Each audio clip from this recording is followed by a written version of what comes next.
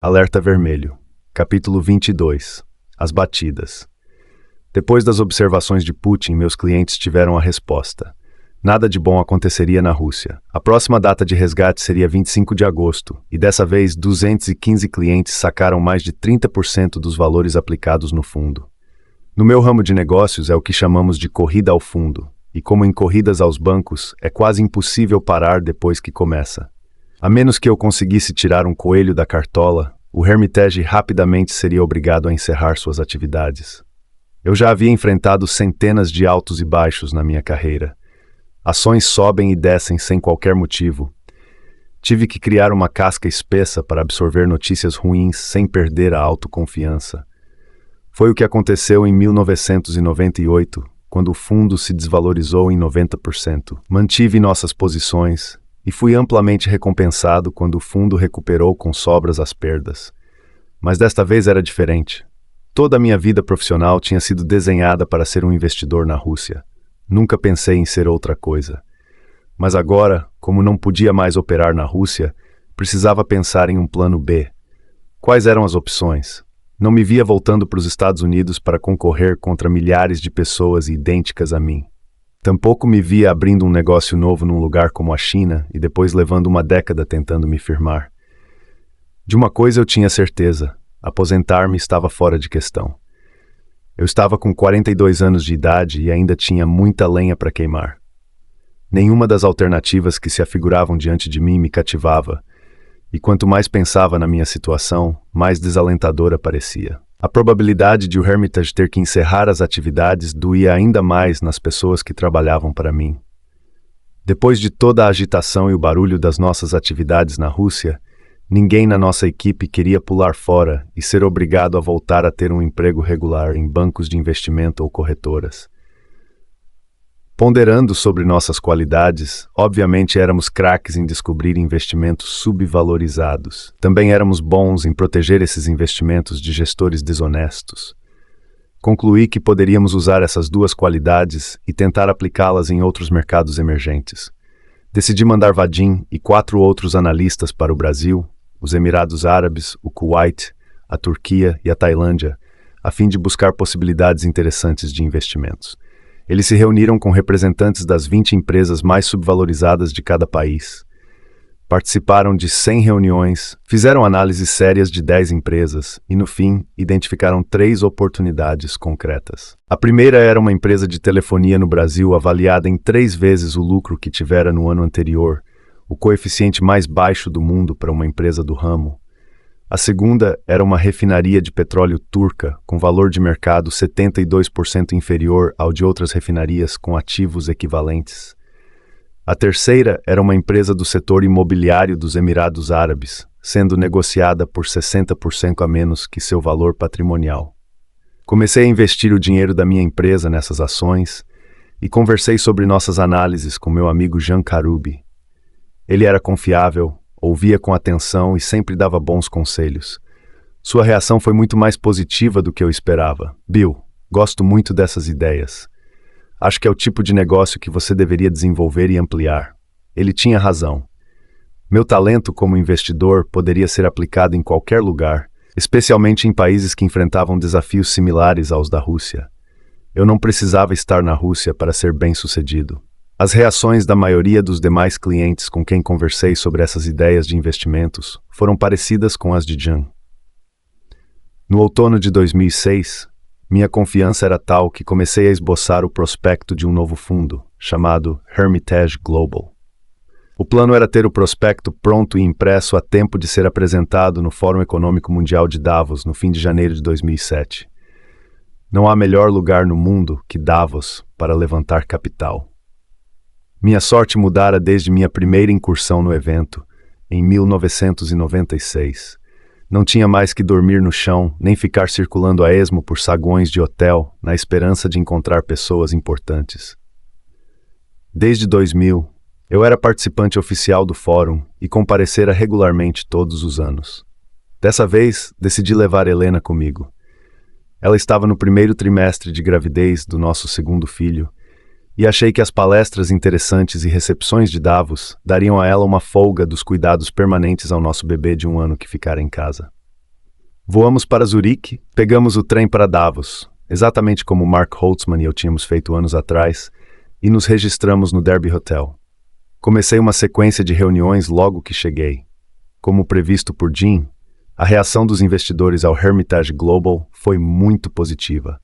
No segundo dia, depois da minha apresentação, um velho cliente perguntou: Bill, você vai amanhã ao jantar dos russos? Que jantar dos russos? Eu sabia que um grande contingente de russos estava em Davos, mas havia tanta coisa acontecendo que eu não tinha ouvido falar nesse evento. Vai ser de extrema importância. Todas as principais autoridades russas estarão lá. Duvido que me deixem chegar perto, disse eu sorrindo. É aí que mora a beleza da história, Bill. Os russos não decidem quem pode ou não ir. O Fórum Econômico Mundial decide. Basta você se registrar. Era uma ideia intrigante. Depois da reunião, fui direto para a central de computadores, em que se registra o interesse em participar dos eventos. Entrei no sistema e, após alguns cliques no mouse, estávamos eu e Helena na lista dos participantes do jantar. Na noite seguinte, chegamos com 10 minutos de antecedência, mas quase todas as mesas já estavam ocupadas. Circulamos pelo salão e pegamos os 2 únicos lugares juntos que ainda restavam. Cada mesa tinha um anfitrião próprio, um russo VP. Fiquei estarrecido ao reparar que o da nossa era o CEO da divisão de exportações da Gazprom. Não poderia haver lugar mais constrangedor para nos sentarmos. A campanha do Hermitage contra a Gazprom provavelmente fora a catalisadora do processo que culminou na minha expulsão da Rússia. E agora aqui estava eu, prestes a compartilhar um elegante jantar de escalope de vitela, batata rosti e bolo de cenoura com um dos executivos mais graduados da companhia. Ele e eu passamos o jantar inteiro evitando contato visual enquanto autoridades e oligarcas russos se alternavam no púlpito para discursar. Cada fala era mais insípida, forçada e banal que a anterior. O talento especial dos russos para falar muito e não dizer nada foi usado fartamente naquela noite. Perto do fim do evento, em meio ao estalido dos talheres e à movimentação dos garçons, houve uma grande comoção perto da entrada quando 20 seguranças com cara de poucos amigos entraram no salão, formando um cordão de isolamento em volta de um homenzinho. Só percebi quem era quando ele chegou à sua mesa. Ninguém menos que Dmitry Medvedev, vice-primeiro-ministro da Rússia. Ele era candidato à presidência para suceder a Putin, cujo mandato terminaria em junho de 2008. Davos era a primeira oportunidade para Medvedev se apresentar à comunidade internacional. Depois de limpas as mesas, Medvedev levantou-se e pegou o microfone na frente do salão. Falou por vários minutos em russo, acompanhei a tradução simultânea pelos fones de ouvido, e sua fala resultou ainda mais tediosa e pobre de conteúdo relevante que as anteriores. Eu estava torcendo para que aquilo tudo acabasse logo. Assim que Medvedev concluiu, garçons deslizaram pelo salão, deixando nas mesas pratos com bolo de cenoura e xícaras de café e chá. Quando estava tomando meu chá e tirando a cobertura do bolo, Helena me puxou pela manga e cochichou. Bill, acabei de ter uma ótima ideia. Por que você não pede ao Medvedev para te ajudar com o visto? Olhei para ela enviesado. Que besteira. Eu já tinha esgotado todas as minhas possibilidades, inclusive com Putin, de recuperar meu visto de entrada. Depois do G8, encerrar aquele capítulo da minha vida e tinha virado a página. Ademais, achava totalmente humilhante ir até Medvedev para implorar por meu visto. Tentei mostrar isso a Helena, mas ela não me deu ouvidos e seguiu insistindo. Estou falando sério. Olha lá. Ninguém está falando com ele. Vamos lá resolver isso. Ela se levantou e olhou para mim resoluta. Como enfrentar Helena era mais assustador do que ter um encontro desagradável com Medvedev, eu também me levantei. Relutante, a segui e atravessamos o salão, e diante de Medvedev estendi a mão para cumprimentá-lo. Olá, senhor vice-primeiro-ministro. Sou Bill Browder. Talvez o senhor se lembre de mim. Helena traduziu. Ele se levantou e apertou minha mão. Um burburinho emergiu à medida que as pessoas em volta perceberam. Se eu podia falar com Medvedev, qualquer um podia. Aos poucos, vários foram se levantando e vieram caminhando em nossa direção. Sim, claro que lembro de você. Como está, Sr. Browder? Estou bem, mas, como o senhor provavelmente sabe, faz um ano que não tenho permissão para entrar na Rússia. Talvez o senhor possa me ajudar a recuperar meu visto. Quando disse aquilo, um grupo de pessoas, entre as quais um repórter da Bloomberg e outro do The New York Times, se aproximou mais ainda. Se Davos era a estreia internacional de Medvedev, este diálogo específico seria um dos momentos mais interessantes de todo o simpósio. Medvedev olhou em volta para a pequena aglomeração e teve que tomar uma decisão de improviso. Ele poderia rejeitar meu pedido, o que seria interessante e viraria manchete nos jornais, ou aceitar me ajudar, o que não seria assim tão interessante, nem uma notícia digna de destaque. Ele fez uma breve pausa e respondeu: "Com prazer, Sr. Browder. Por favor, providencie para mim uma cópia do seu pedido de visto e eu apresentarei ao Serviço de Fronteiras com minha recomendação para que seja aprovado." Isso foi tudo. Os repórteres cercaram Medvedev e enquanto Helena e eu escapávamos da massa, ela apertou minha mão. "Viu? Eu tinha razão. Voltamos diretamente para o hotel e ligamos para Londres. Normalmente, leva-se 3 ou 4 dias para reunir os documentos necessários a um pedido de visto para a Rússia, mas a equipe virou a noite trabalhando e às 8 da manhã a papelada já estava sendo impressa no fax do hotel. Como eu tinha uma sequência de reuniões com investidores naquela manhã, Helena foi para um salão onde Medvedev faria uma palestra e postou-se ao lado do púlpito. Devido ao aparato de segurança, era improvável que ela conseguisse falar diretamente com Medvedev. Mas ela viu Arkady Dvorkovich, o assessor de Putin que tinha tentado me ajudar antes, e perguntou-lhe se aceitava entregar o formulário com o pedido. Ele pegou a papelada e prometeu fazê-lo. O fórum terminou no dia seguinte. Helena e eu voltamos para Londres orgulhosos de nossa iniciativa improvisada e fortuita junto a uma autoridade do alto escalão. A resposta demorou algumas semanas para chegar. No dia 19 de fevereiro, recebi um recado de Moscou sobre meu visto. Entretanto, não era do Serviço de Fronteiras, e sim do tenente-coronel Artem Kuznetsov, da agência de Moscou do Ministério do Interior. Estranho. O Ministério do Interior cuidava de investigações criminais, não de vistos. Como eu não falava russo, pedi a Vadim que retornasse a ligação de Kuznetsov. Depois de Vadim lhe explicar que trabalhava para mim, Kuznetsov disse: "Tudo bem, vou lhe explicar como está a situação." "Ótimo. Pelo que entendo, o Sr. Browder entregou um pedido de autorização para entrar no território da Federação Russa." Sim. Nós mandamos esses documentos. Eu só gostaria de dar um pulo até aí para discutir o assunto, se for possível, disse Kuznetsov, casualmente. "O problema é que não estou em Moscou neste momento", respondeu Vadim.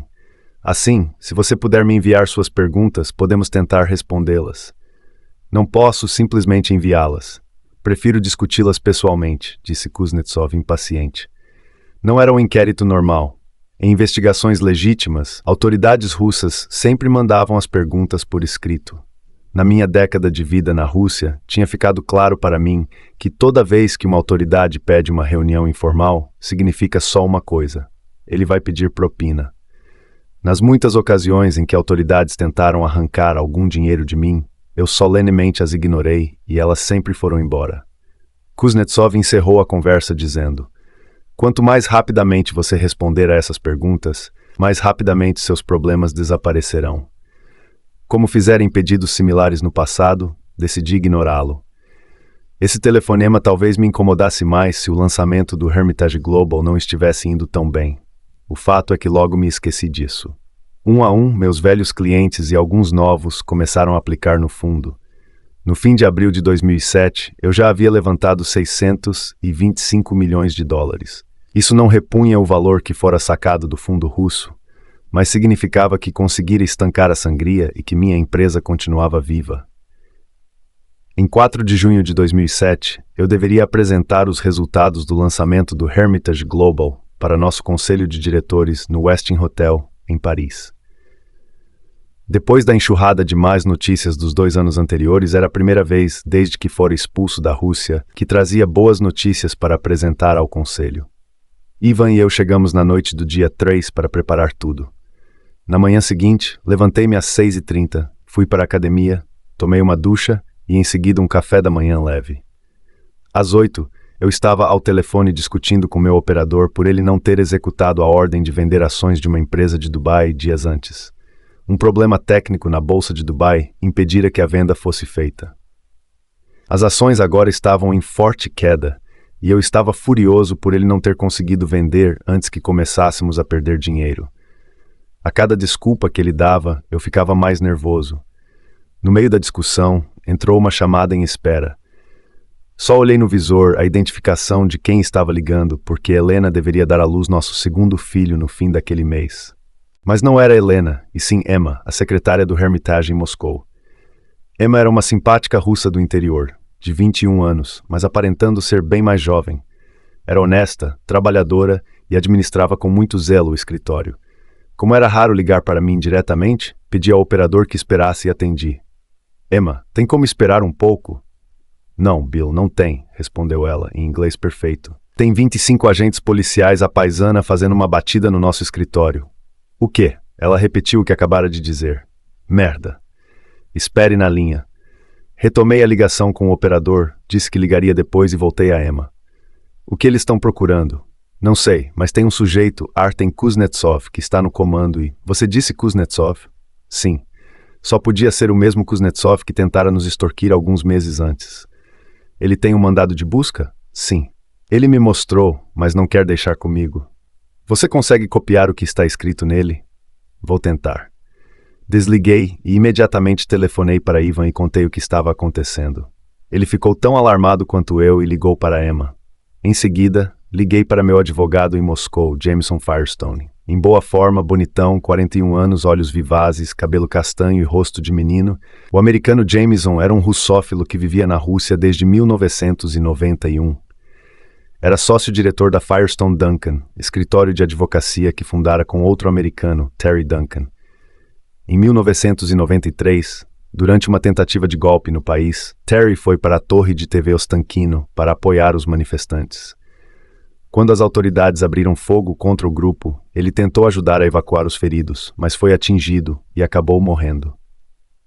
Desde então, Jameson tocou sozinho o escritório.